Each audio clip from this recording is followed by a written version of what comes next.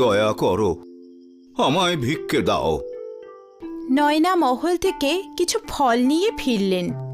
ফকির নয়নার সৌন্দর্য দেখে খুব আকর্ষিত হলেন আর নিজের রূপ বদলালেন। তুমি তো খুবই সুন্দর, তোমার তো আমার স্ত্রী হওয়া উচিত। আমার স্বামী রাজকুমার ভৈরব এখনো জীবিত, আর আমি তোমার মতো পাপী স্ত্রী একেবারেই হতে চাই না।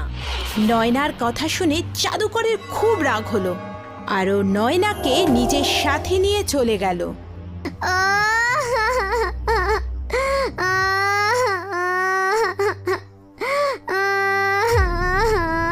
রাজকুমারী প্রিয়ার কান্না শুনে রাজকুমারীরা ওখানে পৌঁছলেন আর নয়নাকে কোথাও খুঁজে না পেয়ে চমকে গেলেন।